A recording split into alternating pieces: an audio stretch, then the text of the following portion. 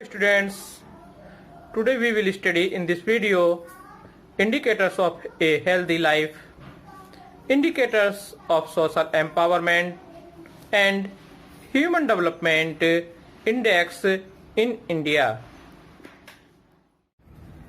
Indicators of a healthy life, स्वस्थ जीवन के सूचक, life free from illness and ailment and living a responsibly long life span are indicative of a healthy life. यानी कि रोग और पीड़ा से मुक्त जीवन और उचित दीर्घायु एक स्वस्थ जीवन की सूचक है। यानी कि ऐसी लाइफ जिसमें कोई बीमारी ना हो, जिसमें कोई दर्द ना हो और एक अच्छी आयु व्यक्ति के लिए ये स्वस्थ जीवन के प्रतीक होते हैं। Availability of pre and post natal health care facility in order in to reduce infant mortality and post delivery deaths among mothers old age health care educate nutrition and safety to individual are some important measures of healthy and reasonably long life. एक लंबे जीवन और स्वस्थ जीवन के मापक में शिशु के मरने की दर और माताओं के प्रजनन मृत्यु दर को घटाने के उद्देश्य से पूर्व और प्रसवोत्तर यानी कि जन्म से पूर्व और जन्म के बाद स्वास्थ्य सुविधाओं की उपलब्धता, वृद्धों के लिए स्वास्थ्य सेवाएं, पर्याप्त पोषण, व्यक्तियों की सुरक्षा एक स्वस्थ और लंबे जीवन की महत्वपूर्ण माप होती है। यानी कि ये सभी इंडिकेटर्स हैं एक स्वस्थ और लंबे जीवन के हेल्थ मेजर के लिए। और स्टूडेंट्स, इंडिया ने इस हेल्दी लाइफ के इंडिकेटर्स को अचीव करने के लिए इंडिपेंडेंस के बाद काफी अच्छे वर्क किए हैं। India has done responsibly well in some of the health indicators like decline in death rate from 25.1 per thousand in 1951 to 6.5 per thousand in 2005। Bharat में 1951 में जो डेथ रेट 25.1 पर थाउजेंड व्यक्ति थी वो 2015 में घटकर केवल 6.5 पर थाउजेंड पर व्यक्ति रह गई है। तो यहाँ पर हमारे यहाँ पर डेथ रेट घटी है। इससे अदर इन्फेंट मोर्टेलिटी रेट जो कि 1951 में 148 पर थाउजेंड थी, यानी कि 1000 बच्चों पर 148 बच्चे एक्सपायर हो जाते थे, वो अब घटकर डिक्रीज होकर 37 ड्यूरिंग द सेम पीरियड इस इन 2015 तक वो केवल 37 रह गई है। It also succeeded in increasing life expectancy at the birth. इसी तरीके से भारत में लाइफ एक्सपेक्टेंसी को भी इंक्रीज किया गया है। आज पहले 37.1 years to 66.9 years for males. आज हमारे यहाँ पर बर्थ एक्सपेक्टेंसी जो कि 1951 में 37.1 ईयर थी, आज ये बढ़कर 66.9 ईयर्स हो गई है मेल्स के लिए, और फीमेल्स के लिए 36.2 ईयर्स से बढ़कर 70 ईयर्स हो चुकी है फीमेल्स की।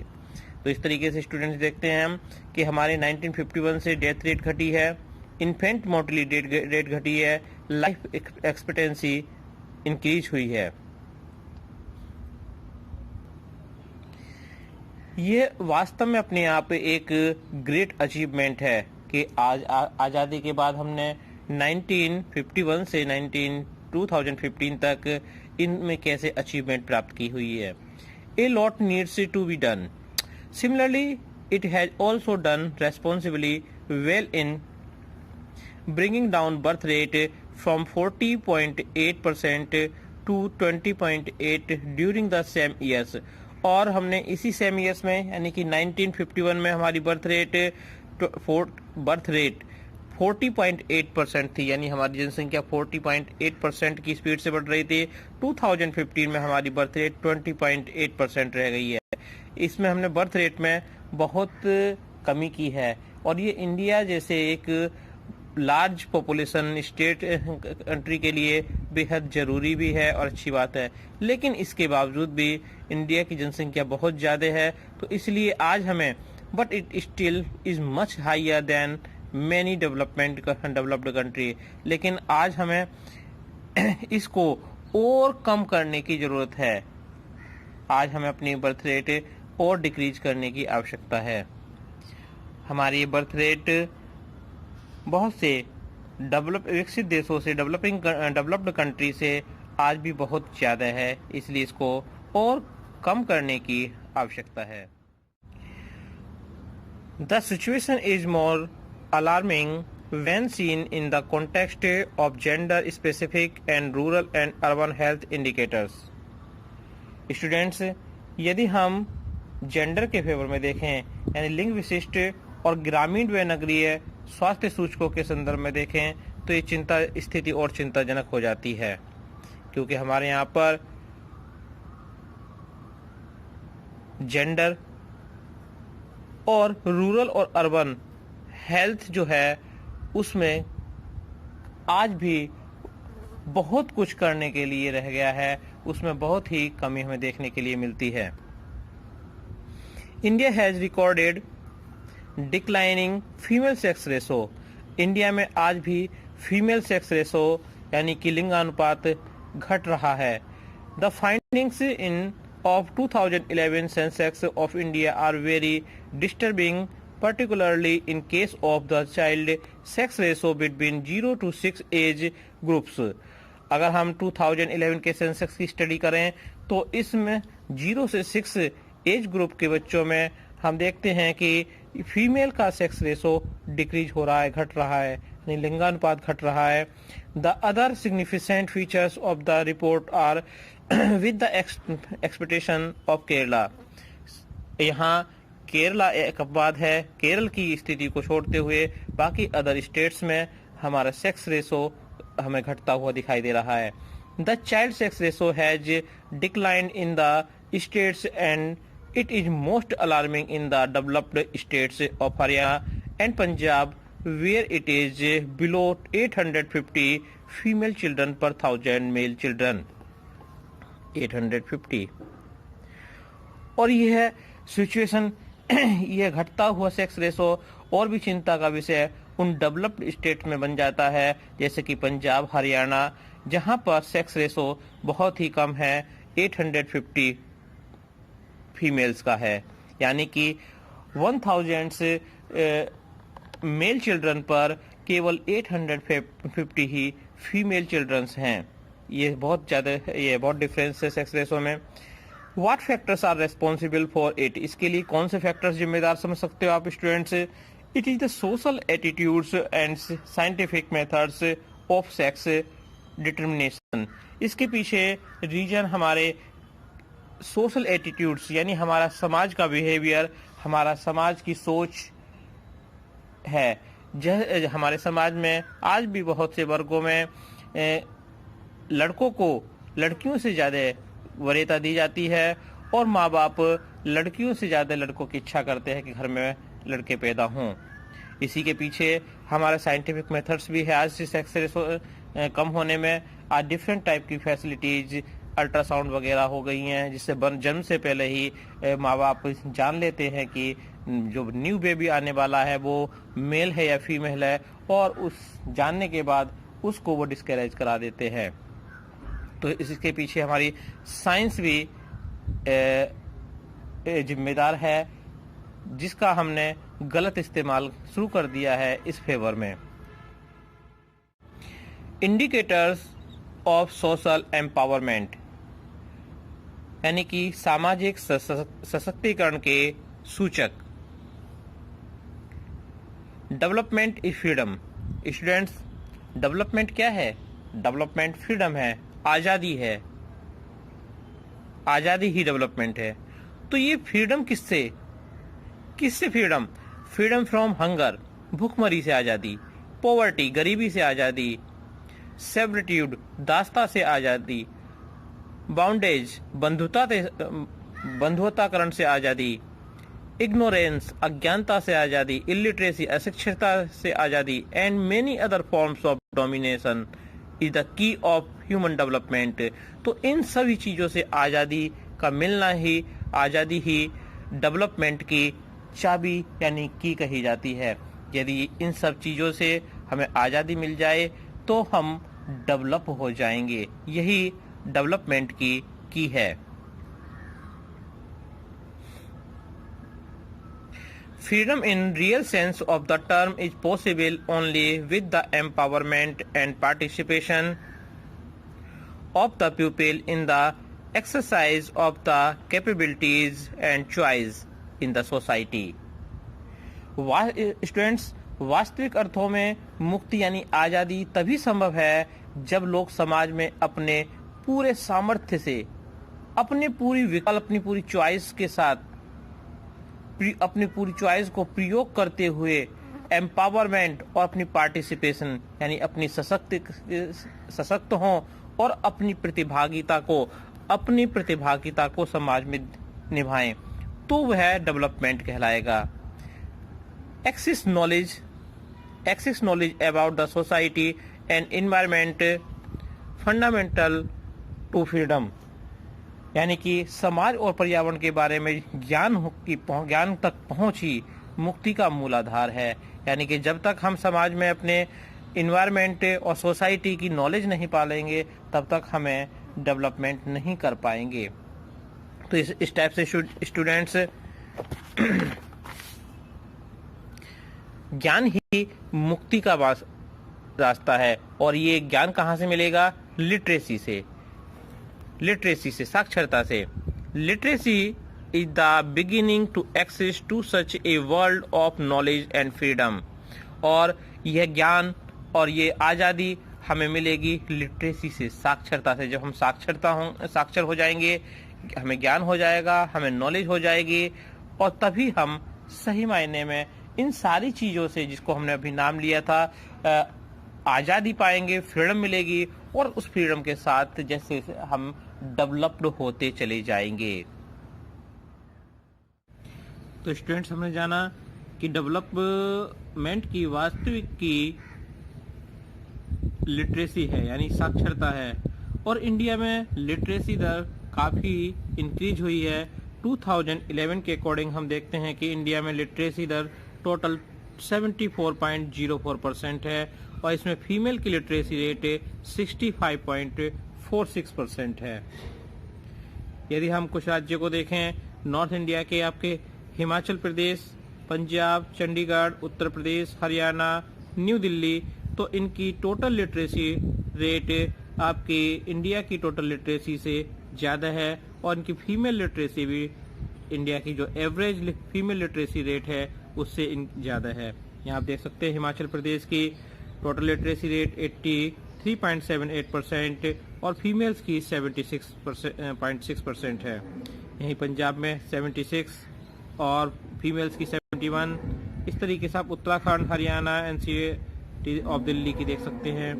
और अगर हम ईस्टर्न स्टेट्स को देखें, नॉर्थ ईस्टर्न स्टेट्स को यानी उत्तर पूर्व की स्टेट्स को स्टूडेंट्स देखें, तो आपकी अरुणाचल प्रदेश की, नागालैंड की total literacy average literacy rate 80.11% और फीमेल 76.69% है। मणिपुर की 79.85 और फीमेल्स की 73.17 है। इसी टाइप से आपकी मिजोरम, त्रिपुरा और मेघालय की एवरेज लिटरेसी रेट इंडिया की एवरेज लिटरेसी रेट से ज़्यादा है, और इनकी फीमेल लिटरेसी रेट भी एवरेज कंट्री की एवरेज फीमेल लिटरेसी रेट से ज़्यादा है। यदि हम साउथ स्टेट्स को देखें, साउथ की स्टेट्स में आप देख सकते हैं कि महाराष्ट्र, कर्नाटका, गोवा, लक्षद्वीप, केरल, तमिलनाडु, पुडुचेरी, अंडमान निकोबार, आइसलैंड, इन सभी स्टेट और यूनियन टेरिटरीज की एवरेज लिटरेसी रेट इंडिया की एवरेज लिटरेसी रेट से हाई है, और इनकी फीमेल लिटरेसी रेट भी इंडिया की एवरेज फीमेल लिटरेसी रेट से हाई है। यहाँ पर कुछ स्टेट्स ऐसे भी हैं जिनकी लिटरेसी रेट बहुत कम है, हमारे सबसे कम जो लिटरेसी रेट है इंडिया में वो बिहार की है 63.82%। Total average literacy rate Bihar की है, जिसमें महिलाओं की कंडीशन और भी कम हो जाती है 53.33%। यही रीजन है कि बिहार में बहुत ज़्यादा पॉवर्टी है और अनडेवलपमेंट वहाँ पर देखने के लिए मिलता है। इंडिया में जो हाईएस्ट लिटरेसी रेट है वो आपके केरला में है। केरला में हाईएस्ट लिटरेसी रेट है 93.91% और यहाँ पर फीमेल की लिटरेसी रेट 91.98% है। केरला को लगभग संपूर्ण लिटरेट स्टेट का दर्जा प्राप्त है। इससे अदर वेस्टर्न हैं, आपकी ईस्टर्न साइड के स्टेट्स हैं, वहाँ भी लिटरेसी रेट काफ़ी हाई है। जैसे मिजोरम की 91.58% है और आपके लक्षद्वीप की लिटरेसी रेट 92.28% है। तो स्टूडेंट्स, इंडिया में लिटरेसी रेट इंक्रीज हो रही है, लेकिन फिर भी इसके बाद बहुत ज़रूरी है इसमें और अधिक सुधार हो, क्योंकि आज भी हम लिटरेसी रेट में बहुत पीछे हैं। हमारी एवरेज लिटरेसी रेट केवल 74.4% है, 04% है, यानी 25% पॉपुलेशन आज भी हमारी लिटरेट नहीं है। और यदि हम फीमेल की कंडीशन देखें तो फीमेल की कंडीशन और भी अलार्मिंग हो जाती है, चिंताजनक हो जाती है। तो हमें फीमेल के एजुकेशन के लिए और अधिक वर्क करना पड़ेगा। Apart from spatial variations, student, यदि हम स्थानीय भिन्नताओं के अतिरिक्त देखें तो हम देखते हैं कि इन द रूरल एरियाज के ग्रामीण क्षेत्रों में मार्जिनलाइज्ड सेक्शन के अंदर हमारी सोसाइटी में, जैसे कि फीमेल्स, महिलाएं, scheduled caste, scheduled tribes, agriculture labours, यहाँ पर लिटरेसी रेट वेरी लो है। यानी कि यदि हम समाज के विशेष वर्ग में देखें तो साक्षरता दर बहुत कम पाई जाती है। साक्षरता दर स्त्रियों के, फीमेल्स के बारे में देखें तो फीमेल्स की एजुकेशन दर बहुत कम पाई जाती है। इसके अलावा SC ST में भी education literacy rate very low पाया जाता है। It is worth maintaining here that though there has been improvement in the percentage of literates among the marginalized section, yet the gap between the richer and the marginalized section of the population has increased over the years. यहाँ पर students, यहाँ ये जानना जरूरी है कि सीमांत वर्गों में साक्षरों का प्रतिशत सुधरा है। यानी कि जो संपन्न लोग हैं, जो जिनके पास धन था, धनी लोग हैं, संपन्न लोग हैं, वहाँ तो एजुकेशन का लेवल इम्प्रूवमेंट हुआ है। लेकिन जो लोग पिछड़े हुए थे, दलित थे, मार्जिनलाइज थे, वहाँ पर एजुकेशन का लेवल इतना इम्प्रूव नहीं हुआ है, जिसके रीजन से रिचर और पुअर के बीच में एक खाई के अंतर का गैप काफ़ी ज़्यादा बढ़ गया है। यानी कि धनी और गरीब लोगों के बीच में डिफरेंसेस काफ़ी बढ़ गया है। Human development index in India, Bharat में मानव विकास के सूचकांक। स्टूडेंट्स, इंडिया में प्लानिंग कमीशन ने डिफरेंट इंडिकेटर्स को यूज करते हुए ह्यूमन डेवलपमेंट रिपोर्ट तैयार की है और इस रिपोर्ट के अकॉर्डिंग उसने different states and different union territories की एक लिस्ट तैयार की है, जिसमें वहाँ के डेवलपमेंट के अकॉर्डिंग, HDI के अकॉर्डिंग उन्हें एक वैल्यू प्रदान की गई है। स्टूडेंट्स, पहले हमने देखा था कि UNDP ह्यूमन डेवलपमेंट के बेस पर एक मार्किंग देती है, ग्रेड देती है डिफरेंट कंट्रीज को, जिसमें इंडिया को 131 की ग्रेड दी है 188 कंट्रीज में से 2015 में। यहाँ पर ये जो इन क्लासिफिकेशन है ह्यूमन डेवलपमेंट इंडेक्स का, ये इंडिया के प्लानिंग कमीशन के अकॉर्डिंग है, जिसके अकॉर्डिंग यहाँ पर फर्स्ट रैंक पर केरला आता है। केरला की इंडिया में सबसे ज़्यादा HDI वैल्यू है, ये 2007-8 के डाटाज हैं। यहाँ पर केरला की सबसे ज़्यादा HDI वैल्यू 0.790 है, जो कि इंडिया में फर्स्ट रैंक पर आता है। उसके बाद आपके दिल्ली, हिमाचल प्रदेश, गोवा और पंजाब आते हैं, जिनकी HDI वैल्यू 0.750, 0.652, 0.617, 0.605 है। तो इस तरीके से ये डिफरेंट स्टेट, महाराष्ट्र, तमिलनाडु, हरियाणा, जम्मू कश्मीर, गुजरात के, Karnataka, western Bengal, different states की HDI वैल्यू दी हुई है। स्टूडेंट्स आप देख सकते हैं यहाँ पर उत्तर प्रदेश इस HDI वैल्यू में कितनी पीछे है, 18 रैंक है। आप जानते हैं हमारे स्टेट में है, हमारी कंट्री में कितनी स्टेट्स हैं, उन सब स्टेट्स में इंडिया 18 पोजीशन पर है, जिसकी HDI वैल्यू 0.380 है। सॉरी, उत्तर प्रदेश 18 नंबर पे है, जिसकी HDI वैल्यू 0.380% है। ये एक बहुत ही कम HDI रैंक है उत्तर प्रदेश का।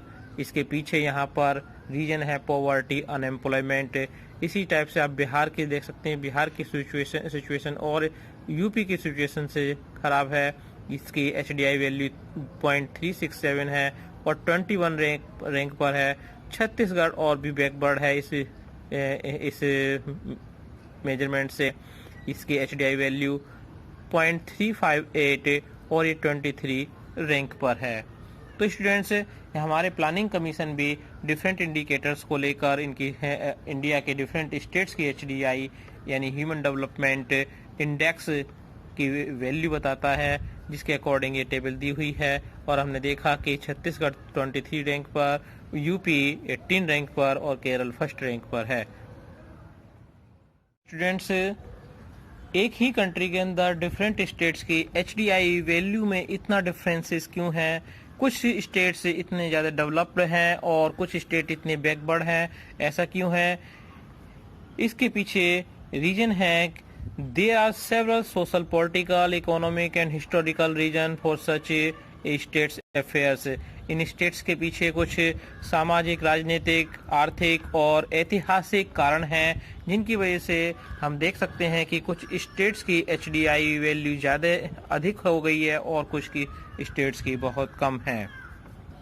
यहाँ स्टूडेंट्स, यहाँ हमने देखा था कि केरला की HDI वैल्यू सबसे ज़्यादा हाई थी। तो केरला ने इस अचीवमेंट को कैसे प्राप्त किया है?